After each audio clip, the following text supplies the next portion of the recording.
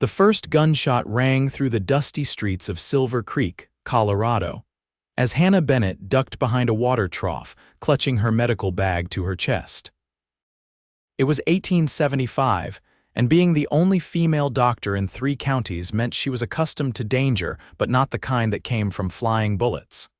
"Stay down, madam," a deep voice commanded as a tall figure leaped from his horse, rolling expertly beside her. His Stetson remained miraculously in place, shadowing piercing green eyes that assessed her with concern. "You picked one hell of a day to make a house call." "I'm the doctor," Hannah replied, brushing dust from her practical skirt. "I go where I'm needed, gunfights or not." The stranger nodded with newfound respect. "Grant Keller," he said, extending a calloused hand. "Just rode in from Wyoming Territory." Another bullet splintered the wood above them, sending fragments showering down. With astonishing speed, Grant drew his revolver and returned fire, his aim deliberate and unhurried. "Dr. Hannah Bennett," she managed between breaths. "And I would appreciate not dying today, Mr. Keller," his mouth quirked upward. "Well then, Doc, let's oblige that request." In one fluid motion, he scooped her up, medical bag and all, and made a dash for the alleyway between the general store and saloon. Once safely hidden, Hannah straightened her spectacles and tried to recover her dignity. "Thank you for the assistance, but I can manage my own locomotion." "No doubt," Grant replied, peering around the corner, "but not as fast as a man who spent his life outrunning trouble." He turned back to her, and something in his expression shifted. "You're not from around here." "Boston," Hannah confirmed. "Arrived 6 months ago." "Silver Creek needed a doctor, and I needed." She paused, uncertain how to explain her flight from painful memories and closed doors.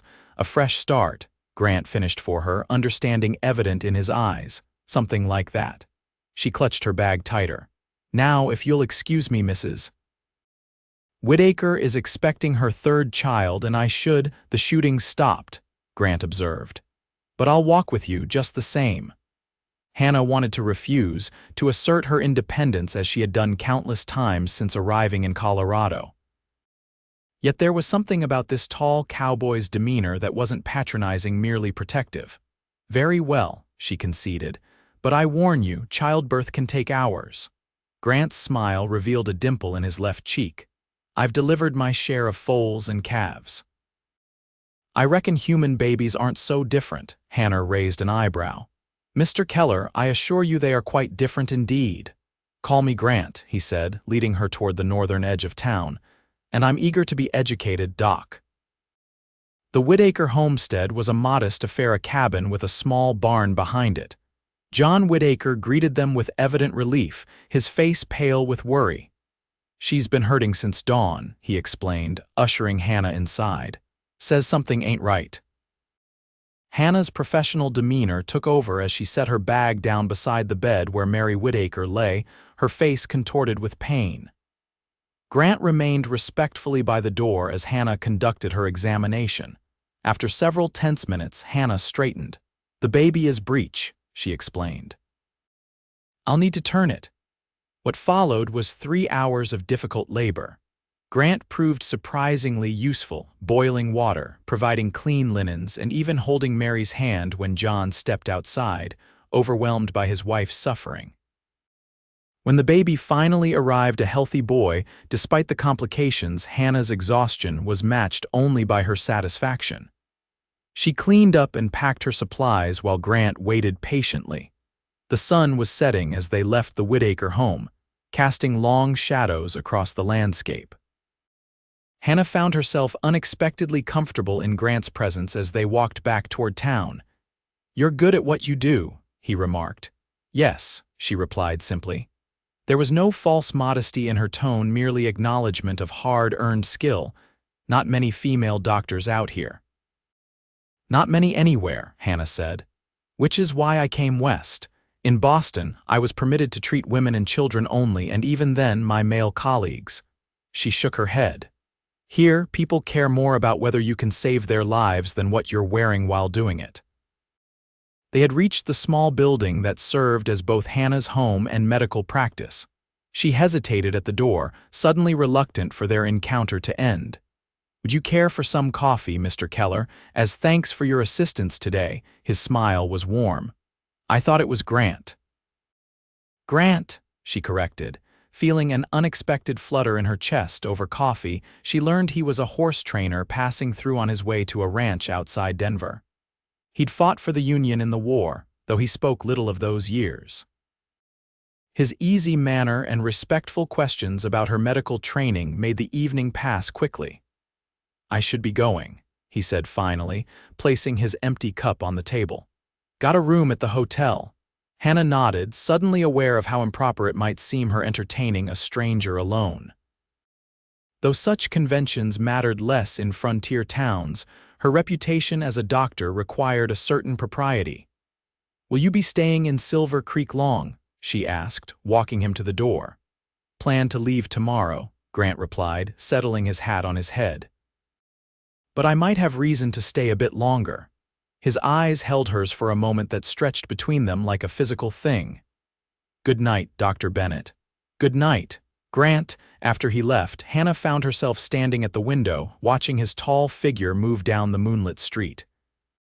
Something about him stirred emotions she'd thought safely buried along with the dreams she'd abandoned back east. Grant did not leave Silver Creek the next day, nor the day after. A broken axle on the stagecoach provided a convenient excuse to remain, and each evening found him at Hannah's door, sometimes bearing wildflowers or a cut of fresh venison from a local hunter. On the fourth evening, as they walked along the creek that gave the town its name, Hannah found herself sharing more than she had intended. "I was engaged once," she said, watching the water ripple over stones, "to another physician. When I told him I wished to continue practicing medicine after marriage, she swallowed hard. He found another woman who was more suited to being solely a wife and mother." Grant was quiet for so long she feared she'd said too much. Finally, he spoke. "Some men are fools," he said simply. "Wanting to dim a light as bright as yours." The compliment warmed her more than it should have. "It was for the best," she continued. "During my studies, I contracted scarlet fever. The illness was severe, and afterward—" Hannah stopped walking, facing the setting sun rather than looking at Grant. "The physician told me I would likely never be able to have children." She waited for the familiar awkward silence, the pitying look she'd grown accustomed to. Instead, Grant gently turned her to face him. "And your fiancé couldn't accept that?" Hannah shook her head. "He wanted a large family, and in truth, so did I, but life had other plans." "Life has a way of giving us what we need, not what we think we want," Grant said. His hand found hers, calloused fingers entwining with her smaller ones. "My pa used to say that. Your father sounds wise." "He was," Grant confirmed. "Died at Gettysburg, but he taught me to see value in what is, not what might have been." The way he looked at her made Hannah feel seen not as a woman diminished by what she couldn't do, but valuable for who she was.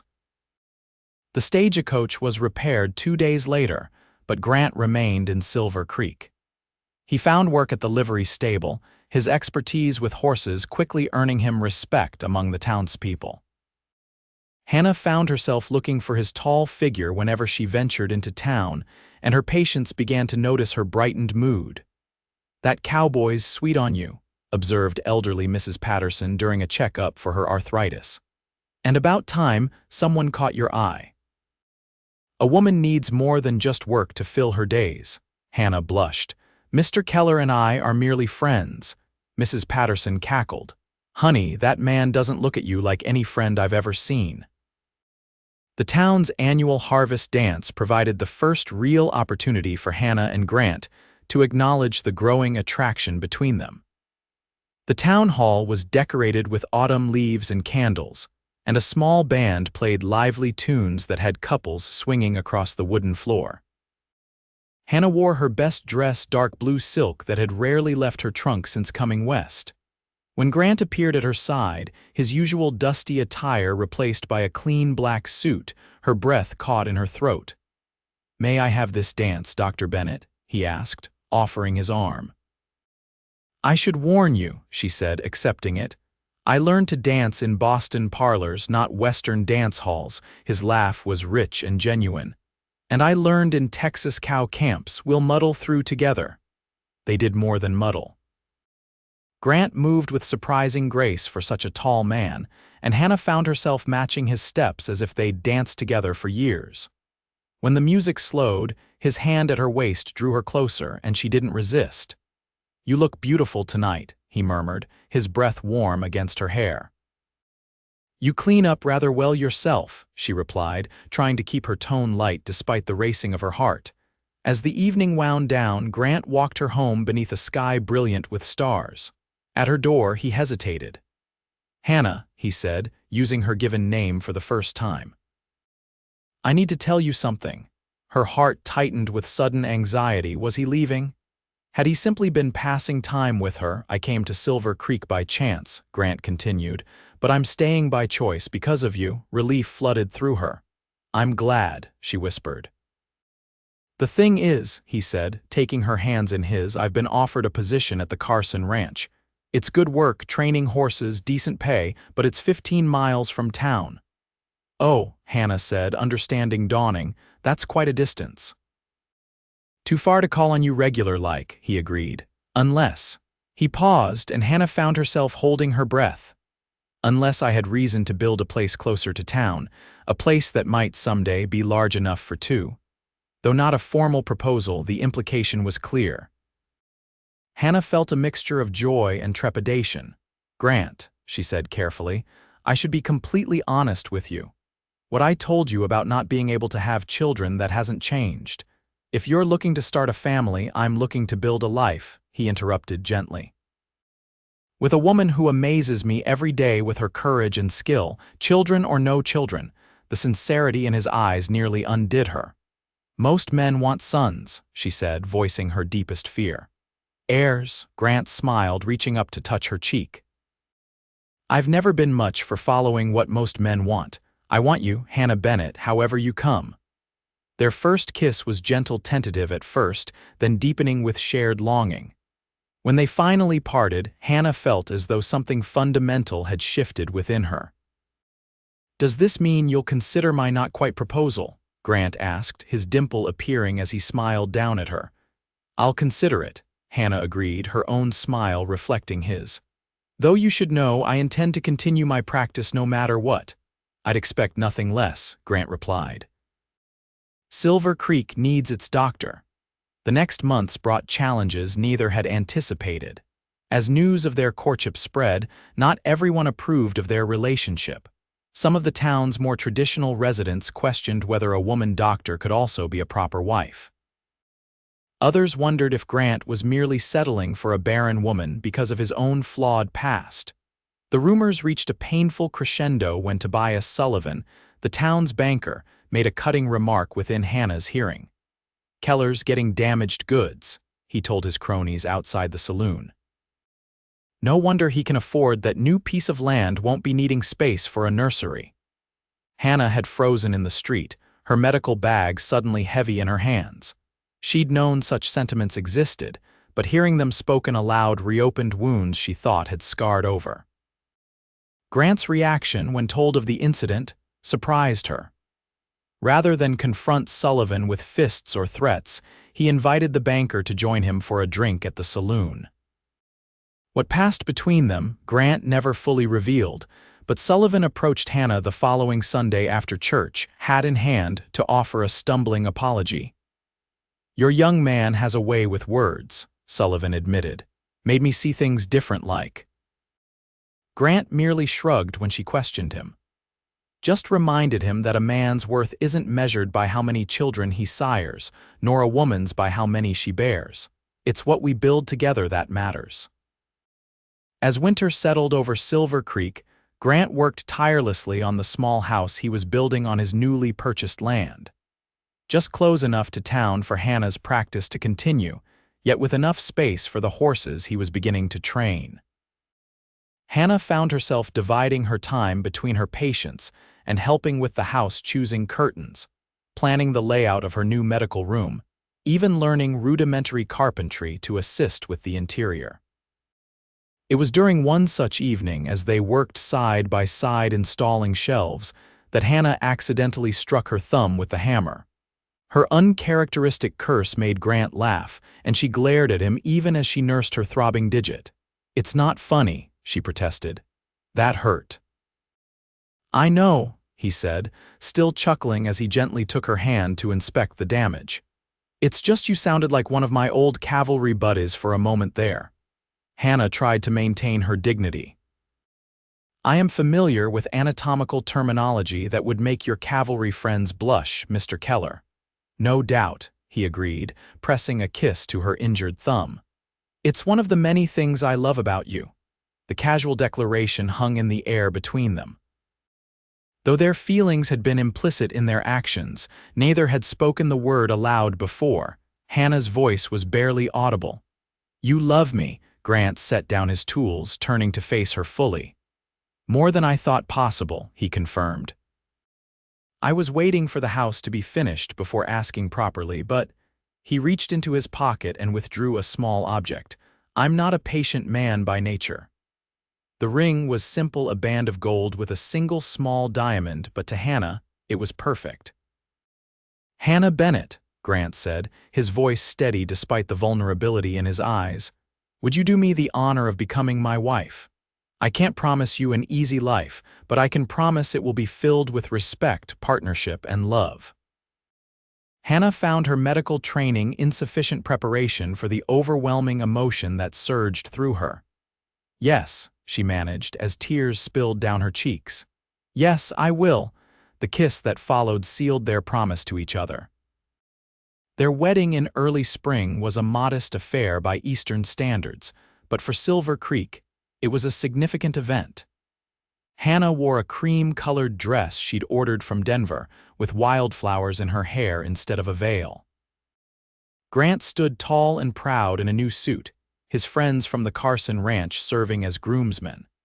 To Hannah's surprise and gratification, several of her medical colleagues from Denver made the journey to attend, their presence a professional acknowledgement that meant more than they could know.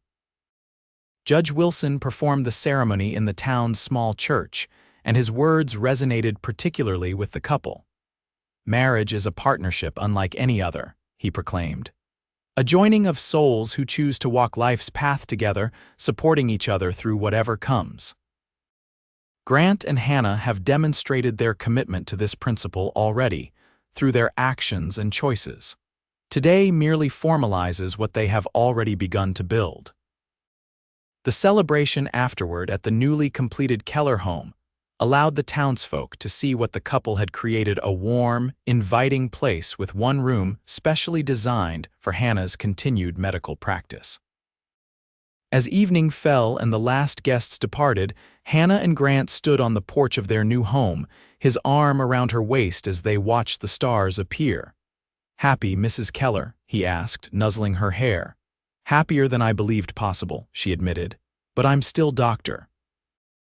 Bennett professionally." Grant's laugh rumbled against her back. "Wouldn't have it any other way." They stood in comfortable silence until Hannah spoke again, giving voice to the thought that had been growing in her mind. "I've been thinking," she said carefully, "about children." She felt him tense slightly. "Hannah, I meant what I said. I don't need—" "I know," she interrupted, turning in his arms to face him. "And that means everything to me, but there are children who need homes. Children without parents, like that little boy at the church orphanage." Grant's expression softened with understanding. "Jamie, the one with the broken arm you treated," Hannah nodded. "He's one of 12 children Sister Agnes is struggling to care for. And there are others, children of miners who died in that collapse last month, the Thompson baby whose mother didn't survive the birth." "You're thinking of taking them in?" Grant asked, no judgment in his tone, only consideration. "Not all of them," Hannah clarified. "But perhaps in time, one or two, we have the space, and between your income and my practice." Grant was quiet for a moment, his thoughts unreadable in the dim light. "I know it's not the same as having our own," Hannah continued, suddenly nervous. "And I understand if you need time to think about it." "I don't," Grant said simply. "Need time, that is." His hands came up to frame her face. Hannah, do you remember what I said to you that day by the creek, when you told me you couldn't have children? Hannah's breath caught as she recalled the moment. Not exactly. A gentle smile curved Grant's mouth. I believe I said life gives us what we need, not what we think we want, and I meant it. He brushed a strand of hair from her forehead. Family isn't just about who shares our blood. It's about who shares our hearts. Relief and love washed through Hannah. So you'd be open to the idea, someday? More than open, Grant confirmed. I think it's a fine notion, though perhaps we might enjoy being newlyweds for a spell first. His suggestive tone brought heat to Hannah's cheeks, even as she laughed. A reasonable proposal, Mr. Keller. As he led her inside, closing the door on the world beyond their new home, Hannah felt the last piece of her heart's puzzle fall into place. A year later, Hannah stood on that same porch, watching as Grant showed 5-year-old Jamie how to groom a gentle mare in the paddock beside their house. The boy's face was alight with concentration and pride as he carefully brushed the horse's gleaming coat. Sister Agnes had been hesitant at first about allowing one of her charges to be adopted, especially by a couple where the wife maintained a medical practice. But Hannah's reputation for care and Grant's obvious devotion to both his wife and the prospect of fatherhood had eventually convinced her. Jamie had come to them 3 months ago, still wary and quiet from his experiences. Orphaned at 3 when influenza took both parents, he'd known little stability since. But day by day, the boy was blossoming in their care, asking questions, laughing more, even beginning to call them Mama and Papa in tentative moments. As Hannah watched, Jamie looked up from his task and waved excitedly at her. Grant followed the boy's gaze, his own smile widening at the sight of his wife. Come see, Jamie called. I'm doing it myself. Hannah descended the porch steps, her medical bag in hand. She'd just returned from delivering the blacksmith's new daughter. Exhaustion tugged at her, but it evaporated at the joy on her son's face. I can see that, she said, joining them at the paddock fence. You're doing a fine job. Grant's arm slipped around her waist and he dropped a kiss on the top of her head. Everything go well with Mrs. Cooper? A healthy girl, 8 pounds, Hannah confirmed. Mother and baby both doing splendidly. Can I see the baby? Jamie asked, his brown eyes wide with curiosity. I never seen one so new before. Hannah exchanged a glance with Grant. Perhaps tomorrow, she suggested. After they've had time to rest. You can help me finish the cradle I'm making for them, Grant offered. Every baby needs a good place to sleep. Jamie considered this alternative seriously before nodding. I can help. I'm good at sanding now. As the boy returned to his grooming task, Grant pulled Hannah a few steps away, his expression soft with love. You look tired, Doc, he murmured. Long delivery. Worth every moment, she assured him, though I wouldn't say no to one of your foot rubs later. His smile turned mischievous. I believe that can be arranged. He glanced at Jamie, then back to her. He asked me something interesting this morning. Oh, wanted to know if we might get him a brother or sister someday. Hannah's heart gave a little skip. What did you say? Told him it was certainly possible, Grant replied. That families grow in all sorts of ways. Hannah leaned into his solid warmth, watching as Jamie finished his task and gave the mare an affectionate pat. Sister Agnes mentioned 2 siblings who just arrived at the orphanage, she said quietly. A boy and a girl, 3 and 4. Their father was killed in a mining accident last month and their mother couldn't manage alone, Grant finished, understanding in his tone. She wanted them to stay together, Hannah continued, but Sister Agnes says it's unlikely anyone will take both. Grant's arm tightened around her. Unless someone has a big heart and a growing house. Hannah looked up at him, searching his face. You're serious? It would be a significant change, more noise, more expenses, more laughter, more love, Grant countered. Besides, that addition we've been planning would give us 2 more bedrooms, and Jamie would be a wonderful big brother. The certainty in his voice filled Hannah with warmth. I'll speak with Sister Agnes tomorrow, she decided. We'll speak with her, Grant corrected gently. Together. As the sun began to set, Casting long shadows across their land, Jamie ran to join them, slipping his small hand into Hannah's. "Papa says we're having apple pie for dessert," he announced. "And I can have 2 pieces 'cause I did my chores so good." Grant winked at Hannah over the boy's head. "Did I say 2? Must have meant 1 healthy slice for a growing boy." Jamie's exaggerated sigh made them both laugh as they walked toward the house, hand in hand. Later, with Jamie tucked into bed and the house quiet save for the ticking of the mantel clock, Hannah and Grant sat together on the porch swing, a quilt drawn around their shoulders against the evening chill. "I never imagined this," Hannah admitted softly. "When I came west, I thought my work would be enough, that I'd made my peace with what couldn't be." Grant's fingers entwined with hers beneath the quilt. "And now," Hannah rested her head against his shoulder, watching as the first stars appeared in the darkening sky. "Now I understand that happiness comes in forms we don't always anticipate. That family is what we build together, not just what biology provides." "I told you that first day," Grant reminded her, his voice gentle with remembered emotion, "when you said you couldn't bear children." Hannah smiled at the memory, "And you said I would bear your happiness instead." "Our happiness," Grant corrected, "and look what we've created together." As they sat in the growing darkness, the sounds of their home surrounded them, the distant nickering of horses in the barn, the soft creaking of the house settling, the peaceful breathing of their son through the open window. It wasn't the life Hannah had once envisioned for herself. It was better, richer, and more fulfilling than anything she could have planned. A life built on love, respect, and the courage to redefine what family meant. "I love you, Grant Keller," she whispered into the quiet night. His kiss was as tender as the first they'd shared, yet deepened by the journey they'd taken together.